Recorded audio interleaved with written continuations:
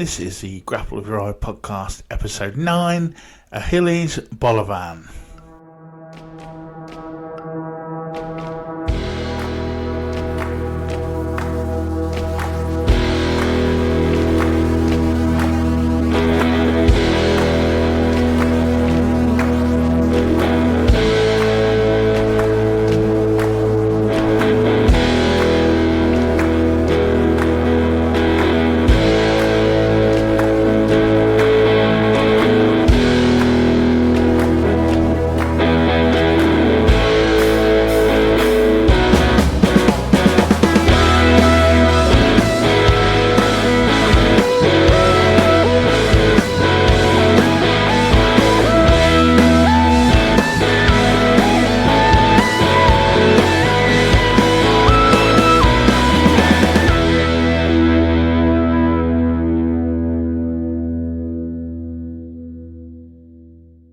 My guest today is Ahileas Bolovan, the wrestling coach of Neon Martial Arts and Fitness Gym in Southampton.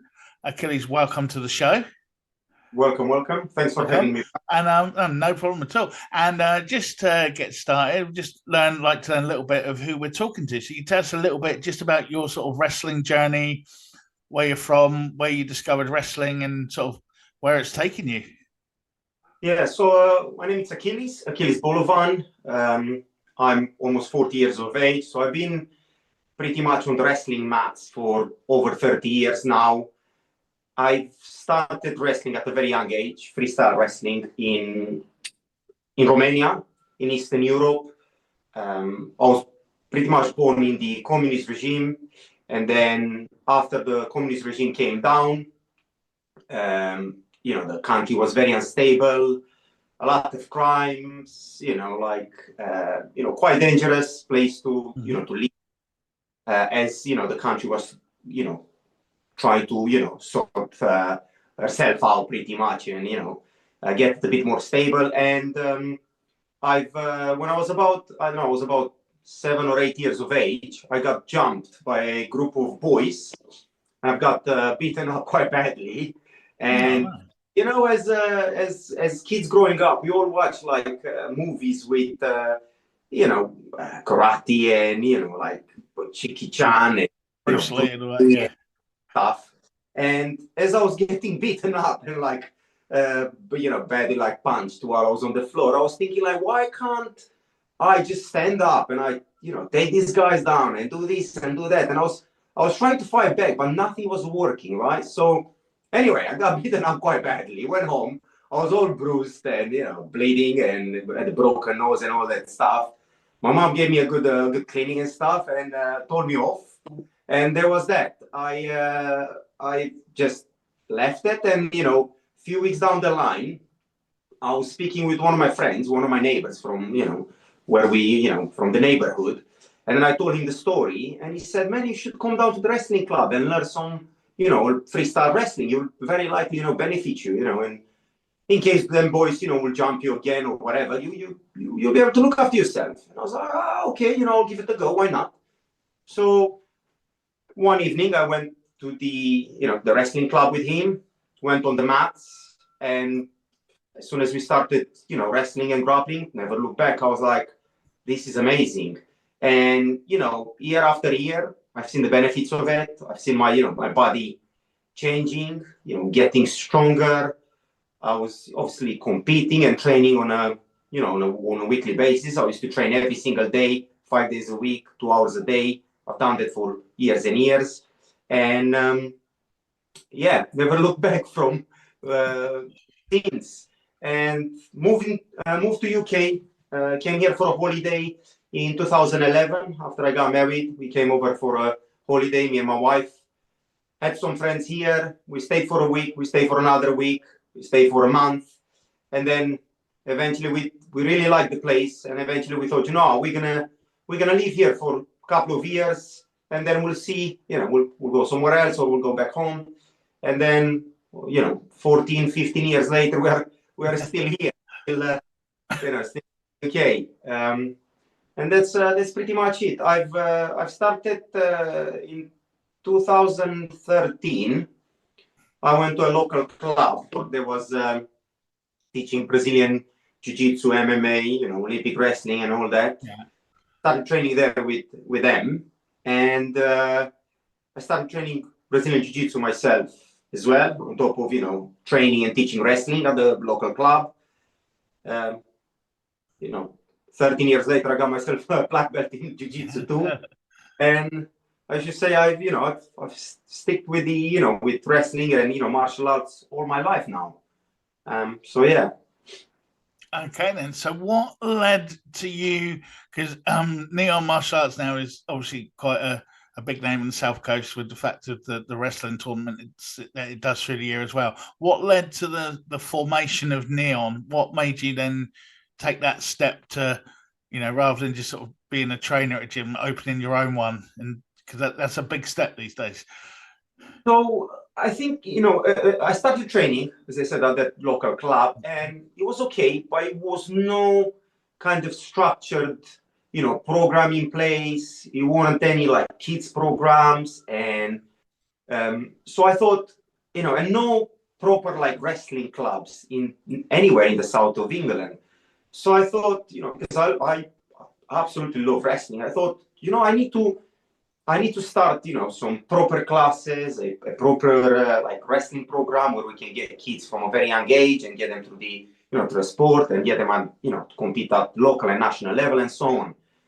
But because it wasn't any infrastructure in place whatsoever, and I went to the owner of that club at the time, spoke with him, told him what I want to do, and he wasn't very keen on investing money and upgrading the place and buying the proper mats and doing all the stuff that needed doing in order to proper wrestling program, like setting up a club, affiliating it to the governing body, to British Wrestling Federation and Sports England, and getting the coaches registered and DBS checked and safeguarding and all that stuff that you have to have in place in order to run a proper kids program, a proper Olympic program. Yeah. So he wasn't very keen on investing money. He wasn't very keen on he didn't see it as something that would potentially make him money or something that could potentially benefit them as a club. So that's when I decided that I'll have to go and do it myself. So in 2019, I went around, found a place within another sports facility, spoke with the site managers, spoke with the managers over there, told them what I want to do. They said, "That sounds great." I said, "You benefit, the local community, you'll benefit the kids in the area, you'll benefit the adults as well." So they really liked the idea, gave us a couple of rooms where we could, set them up and, start the program. And started Neon Martial Arts in 2019. And Trevor, was my, like the co-founder, I should say, of Neon. He was my jiu-jitsu coach at the time. He still is now. So in 2019, where we went to a European Championship, Brazilian Jiu-Jitsu European Championship in Rome, and then we competed and whatever. And in the evening, after we finished, we went out for a meal, and that's when I told him that I'm planning on, setting up a club and doing a proper dedicated wrestling program for kids and adults, and doing it like it should be done. So he really liked the idea. He said he would be more than happy to be involved himself. He would like to teach there some jiu-jitsu, some MMA. So that's when we thought, okay, it's a great idea. No man is an island, so you need people around.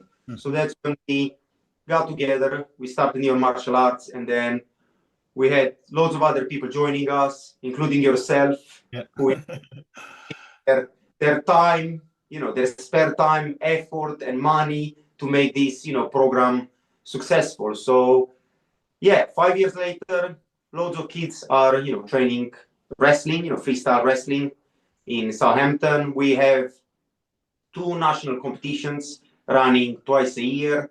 Here, we have all the infrastructure in place. Now we have 3 full-size 12 by 12 Olympic wrestling mats. Fun fact, two of the 12 by 12 Olympic mats that we have, they are the 2012 London Olympics wrestling mats. So we managed to purchase them a few years back, and now we own them as a club. So we have a piece of history in our club from the 2012 wrestling, 2012 London Olympics. So yeah, so that's where we are at the moment. We are still growing. We are still expanding. We have lots of kids coming through the program, and we are seeing already some results at national level.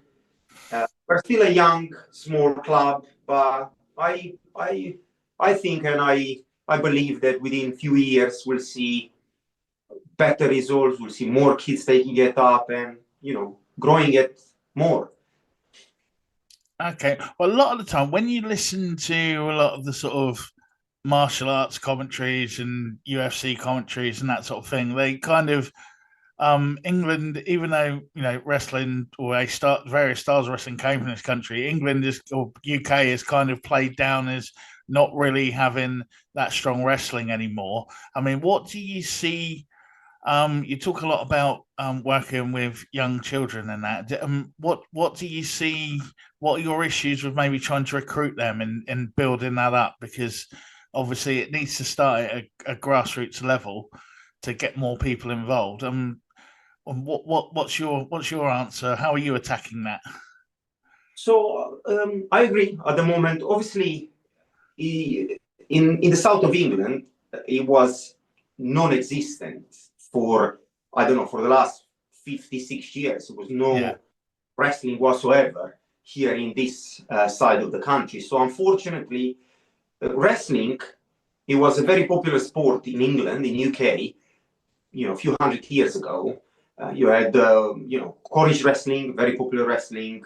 You had obviously the catches can wrestling up in like Midlands, and so it was wrestling pretty much like amateur and like kind of the new generation of wrestling pretty much started in England, and it spread all over the world after. But when football kind of grew in popularity in about 100 years ago, wrestling and combat sports started kind of diminishing and losing recruits, I should say.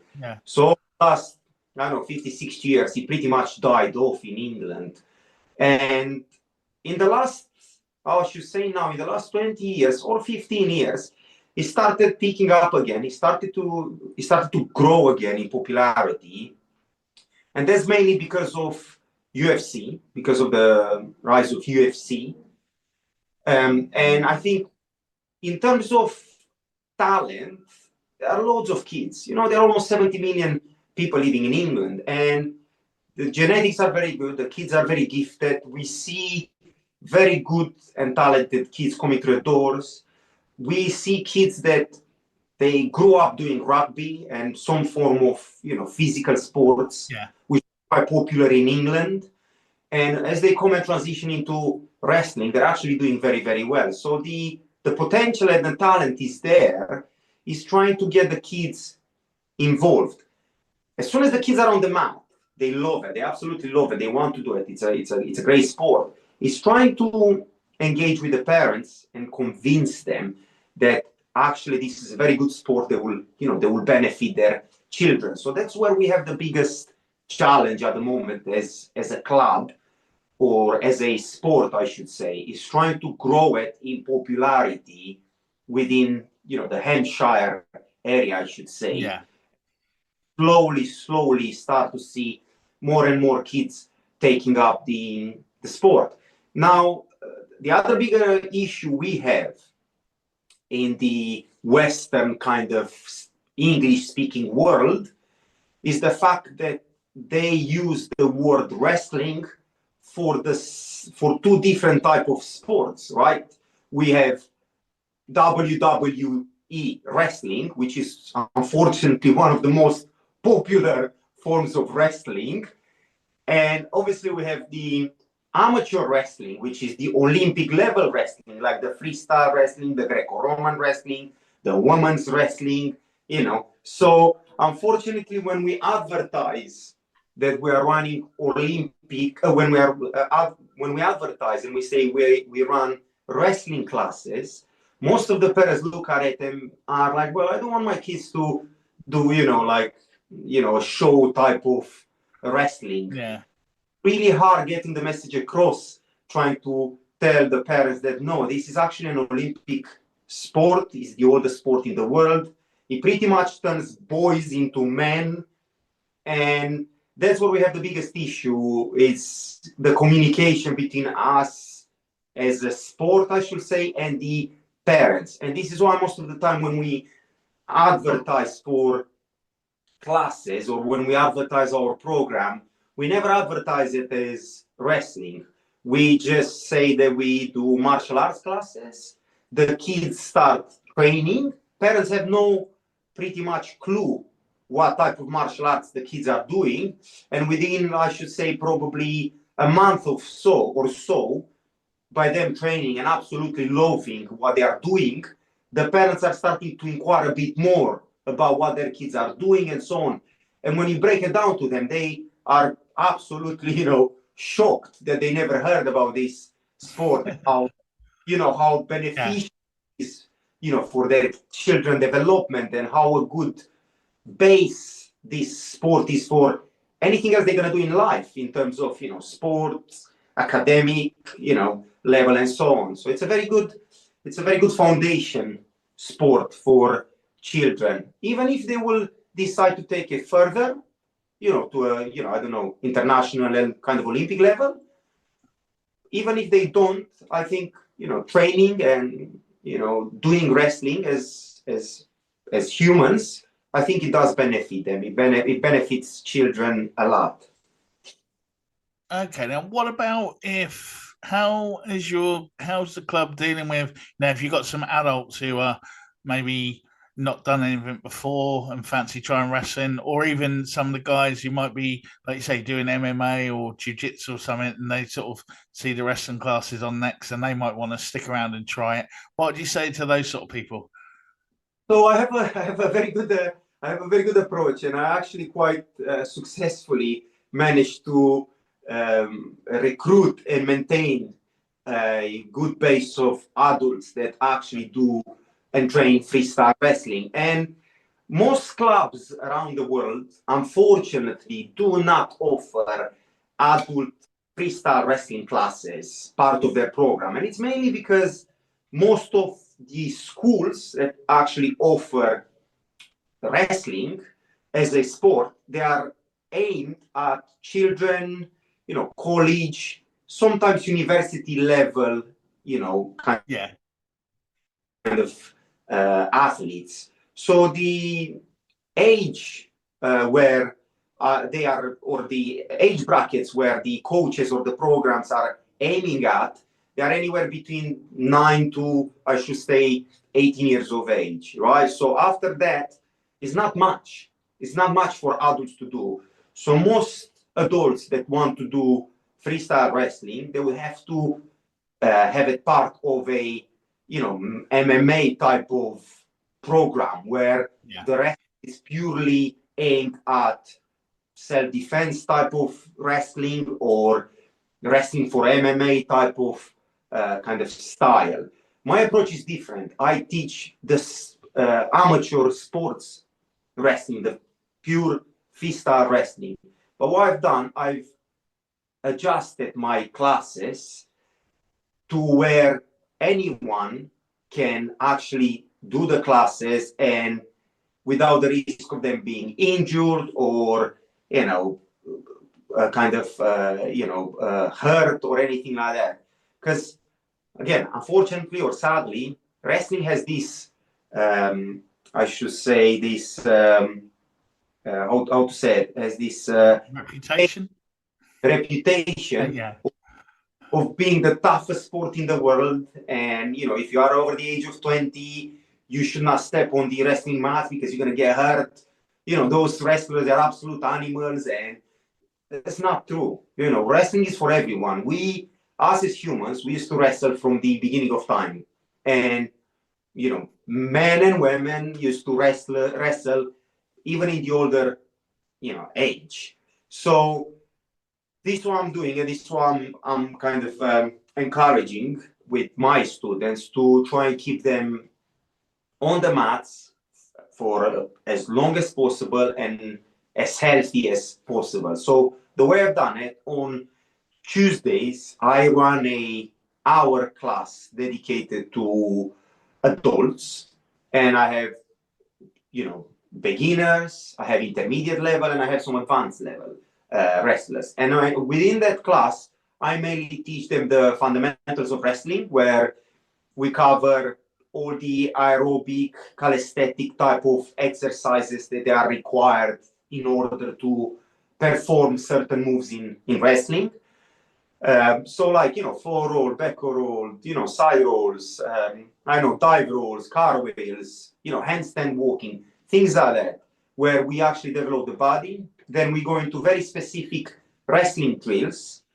But what I mean by these specific wrestling drills, these drills are tailored to everyone who, you know, steps on the mat. If someone has very limited mobility, I tailor the drills according to their physical ability. So that person actually feels part of the group, they can enjoy the session. And towards the end of the session, we do some situational sparring, which is very low impact sparring, where I give my students a aim. I say, okay, you're gonna grab on a single leg. Your aim is to apply 2 finishing mechanics on that single leg. The other person is only allowed to defend or try to, you know, break the grip and release the leg. So by doing that, I keep them safe. We avoid, you know, injuries, and they have a very, very good workout as well. Now, that's my Tuesday class. On Thursdays, I have another wrestling class that's aimed at adults, and that's 1.5 hours long class. And in that class, I normally would, you know, do a warm up, like a proper warm up, get them ready to start drilling and learning a new move, which I introduce kind of weekly or bi-weekly. And then towards the end of the session, we do actually wrestle. But again, some people want to wrestle, some people don't. So then people that want to wrestle, like full-on wrestling, they are allowed to. We divide the room in 2. And one half of the room will freely wrestle with any type of takedowns they want to, including parterre.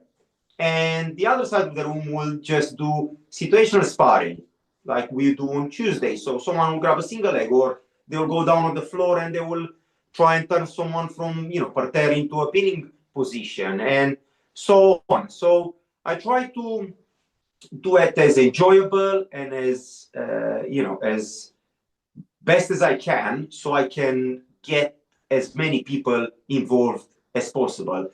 And so far, we had a lot of success.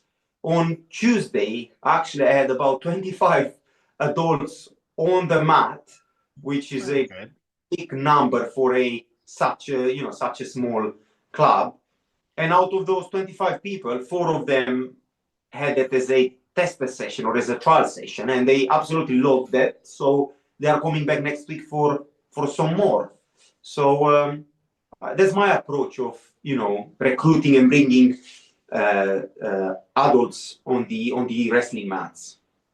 Oh, excellent. And I need to mention here as well, you've also recently launched the successful Achilles Wrestling World on YouTube to accompany your teaching. What made you go onto YouTube then, and the videos now? Because they've all been very well received.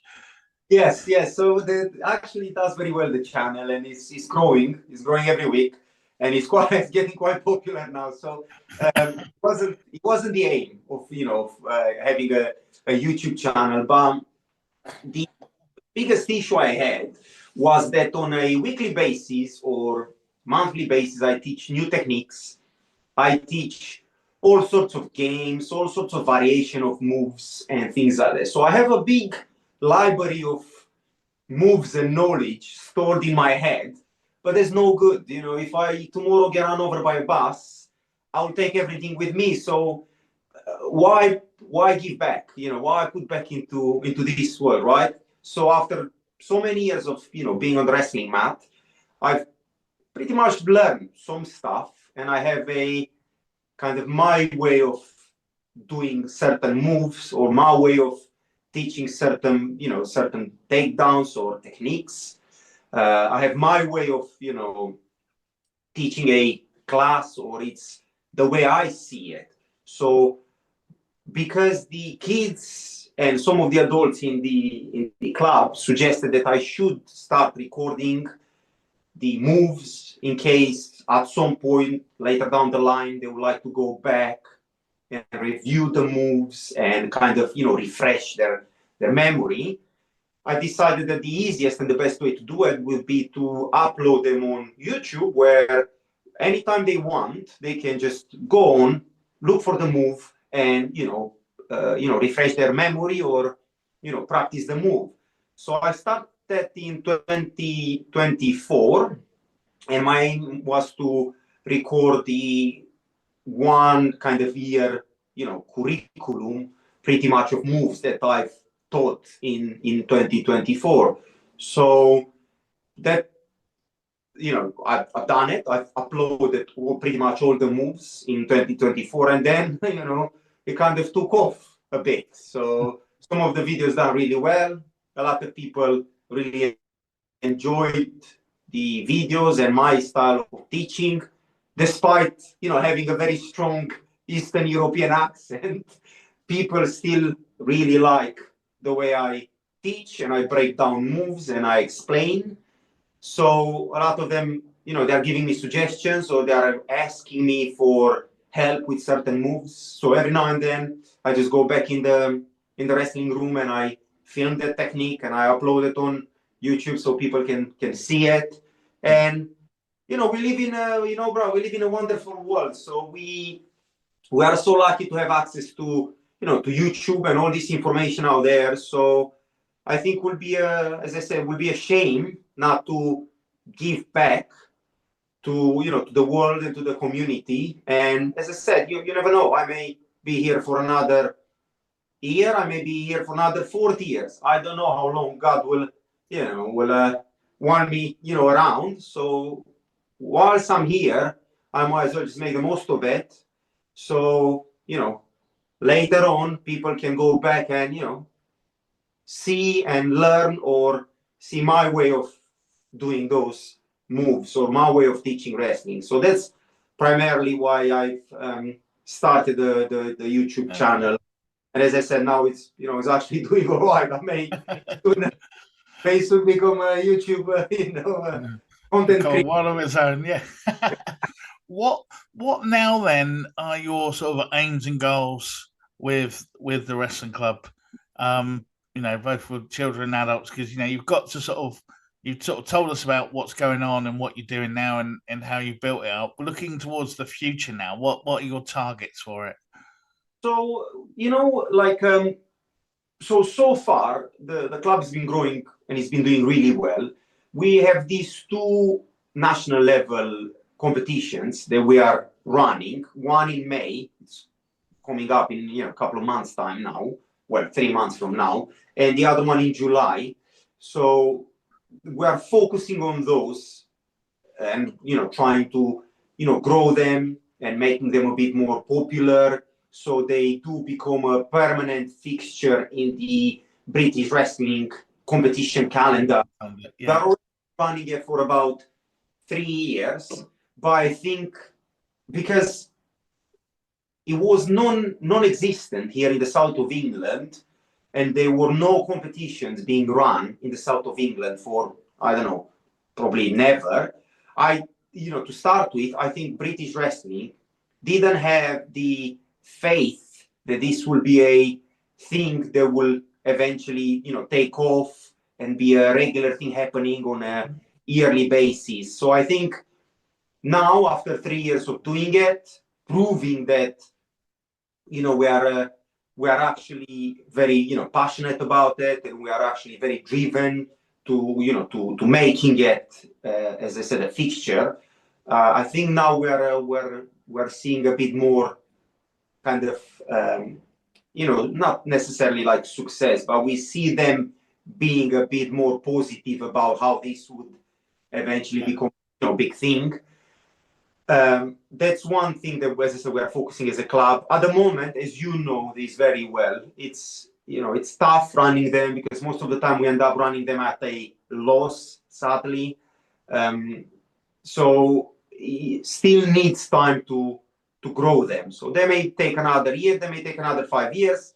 It's just something that we decided that we're gonna do. So now we just need to roll with it until it will eventually, grow to a place where it will become sustainable. The other thing for our club looking forward now is to try and, as I said, get a few more kids to the door, make sure the program becomes self-sustainable, and keep growing it as we do on a yearly basis. I'm in the process of training and getting more people involved into teaching, because again, as I said, if tomorrow something happens to me, I don't want the program to stop. So again, goes back to what I said earlier, no man is an island, so I can't be doing this on my own. So trying to get more people involved. Some of the kids now, they turn up, like not they turn up, they are now 16, 17, some of them turning 18. Few of them, they've been involved with the sport for a while. Some of them, they are helping and as assistant coaches. So we're slowly getting them into coaches too. We recently started with your help as well, we started working on a award system. So what we are aiming with that is to pretty much get someone who never done wrestling, or they never had any involvement with the sport whatsoever, take them from as a total beginner all the way up to an experience level. So we are aiming at doing that through six different stages. The first two stages, they will be aimed and developed, kind of beginner level or entry level. So the first two stages will be beginner entry kind of level wrestlers. The middle ones, which will be the intermediate level, so the level 3 and level 4, will be aimed at people that actually been involved with the sport of wrestling for a few years. They have better understanding of wrestling moves, conditioning, takedowns, counters, and so on. And the last two levels, the third and fourth level, will be pretty much aimed at people that, do international competitions, national level competitions. They've been wrestling for a good 4, 5, 6 years now. They have a good understanding of the rule sets. They have a good understanding of, diet, weight management, recovery, history of the sport. And we are growing them and developing them into proper coaches as well. So they could easily, carry on running the program, or if we somehow expand the program, we have more people to rely on that they would eventually, help out and carry on growing the sport here in the South. So that's where we are as a club at the moment. We are still in the process of, growing. As I said, we are still very, very young, very green as a club. We are only 5 years in. So I think we are just about scratching the surface now. But I'm positive that it's growing. I'm happy with where we are at the moment, and I'm looking forward to see how it's going. Excellent. Yes. And what about you yourself? Are you still aiming to compete in wrestling or jiu-jitsu and that? What, you got any targets for yourself? Yeah, so yes. So I've over the years I've competed a lot in wrestling and jiu-jitsu, done a bit of MMA as well, but not professionally. Yeah. So my aim will be to carry on competing on a yearly basis. My plan was not my plan, but I was asked to be part of the Great Britain's national squad and to represent the country at the World Veterans Championship last year. Unfortunately, I couldn't, because despite being and living in UK for almost 15 years now, I've never applied for a citizenship. So in order to go and represent the country, you have to have British citizenship. So now I'm pretty much in the process of trying to sort out my British citizenship. And as soon as I have that done, I will very likely go and try or have a go at the probably World Veterans Championship, either this year, if everything, falls into place. If not, probably next year, if everything goes well. And probably, depending how it is, I'll probably have a go at the British nationals as well this year. So obviously in the veterans division, not in the adult division, in the veterans division, I'll probably have a go at that too. That's for freestyle wrestling. And then for Brazilian Jiu Jitsu, I just got my black belt in December. So I haven't yet competed as a black belt in Jiu Jitsu. So I haven't yet decided when it's going to happen, but it will happen. So I just need to kind of mentally prepare myself and dive into the black belt kind of divisions. So moving up from, or going through the belts in Jiu-Jitsu, it was a very interesting process, I should say. And I've done very well at every single belt level. I've won, national and European medals at pretty much every single belt. And now moving into the black belt is going to be a different ball game, pretty much. Because now, you would go to a comp and run into a black belt who's been a black belt for 30 odd years, right? So they had a black belt longer than I was, alive. So it's going to be a very different and interesting experience. So to start with, I'll probably only focus on no gi to start with, and slowly start putting the gi back and aim at gi competitions too. So I feel more confident and ready to compete in Jiu-Jitsu no gi kind of black belt divisions. Yeah. And that's kind of my, my bread and butter, I should say. But I really want to do it in the gi too. But for me, in order to actually have some good results at national and international level, I need more training and I need more experience in the gi. So, I need to brace myself and get out there and do it. That's good. It's good to set yourself challenges. Correct. Is there anything else you would like to sort of discuss or talk about that I might have missed, or anything important that you'd like to talk about? Well, as I said, I think, as I said earlier, my aim as a coach is to try and get as many people as possible involved in the sport of wrestling, right? Yeah. So, including, children, but adults as well. So I think if we could get the message out there and let people know that actually, wrestling is not as scary as people are making it. And it's actually a very good, sport that probably or pretty much everyone can take it up as a hobby. Will very likely have them, with their fitness, with their, like stamina, with their health, with their, physical and mental health as well. So I think it's a very good sport. We've been doing it for us as human beings. We've been doing it forever. It's been from the beginning of time. We've been, us as, human race, we've been wrestling, and it's in our DNA. So I think people shouldn't be scared. I know that every time you go online and you look up, Olympic wrestling or freestyle wrestling, you'll see massive throws and, incredible suplexes and double blasts.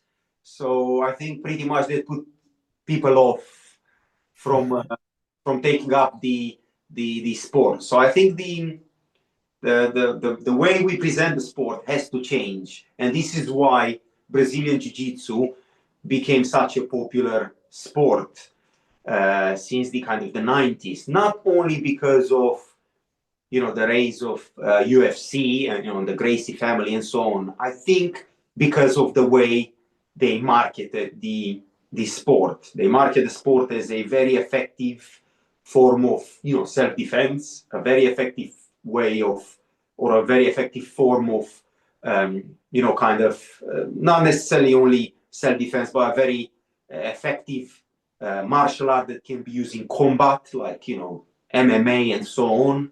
And on top of it, they market the sport as a kind of open to everyone, right? Because Helio Gracie was a very small man, only like 60 kilos, very short man as well. Yeah. And able to turn and, submit, bigger and stronger opponents.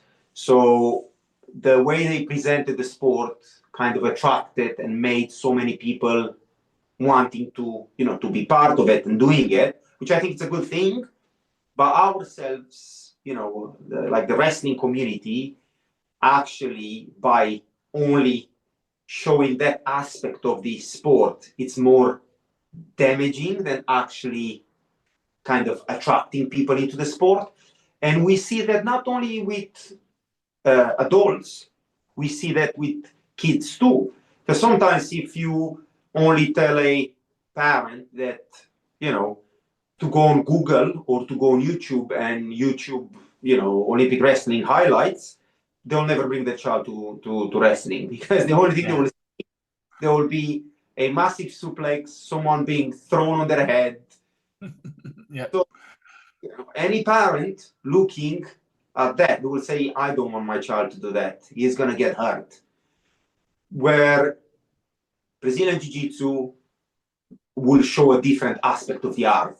And in all fairness, the worst injuries I've picked up over the years, they actually been from Brazilian Jiu-Jitsu. I've pretty much destroyed, I had bad knees because of wrestling anyway, but doing Jiu-Jitsu for 13 years now, I pretty much destroyed both of my knees. I don't know how many fingers I broke. My back, my neck, I've pretty much done a lot of damage to my body by doing jiu-jitsu. And I'm not in that much, after I train wrestling, right? So I train wrestling pretty much 4 days a week, and I train jiu-jitsu at least twice a week, every week, right?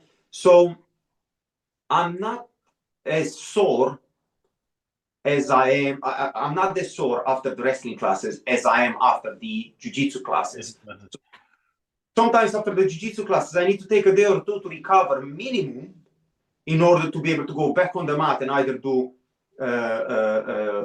wrestling or any other form of physical activity, just because I'm so sore. My hands are hurting, my neck is hurting, my lower back is hurting, my knees are hurting. So it's not that gentle, the art of Brazilian Jiu-Jitsu presenting people, so I think, as I said, I think us as as wrestlers, or as people, as coaches, or as friends of, or people involved in the sport of wrestling, I think we should try and present it better to the population or to the people out there, because it's not as it's not as dangerous as people are making it, or as hard as people are making it. Yes, it is a tough sport. It is a very physical sport, but it's less, as I said, injury prone than other sports. We see less injuries in wrestling than we see in, I don't know, rugby,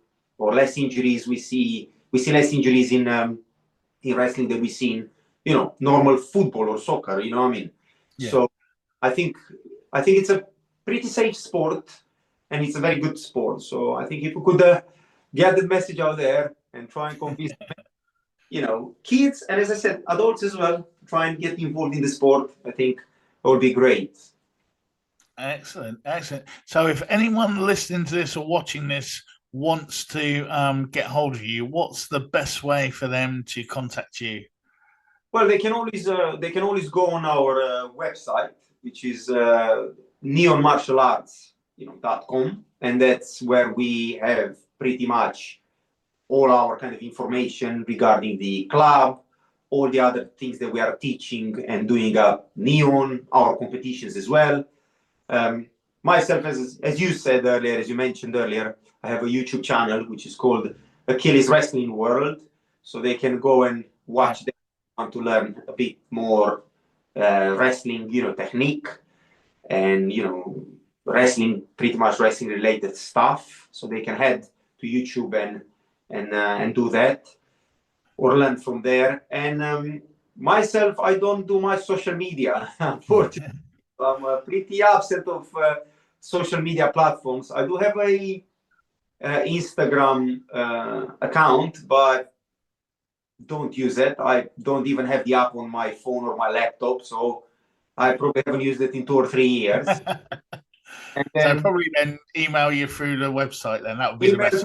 Website. Yeah. And I have a Facebook account, but again, I'm not using it. So I'm planning doing some social media content as well at some point. But I'm old school, unfortunately. I'm very old school. If you want to get hold of me, you pretty much need to call me. Well, no problem at all. Well, thank you for taking time to talk to us today.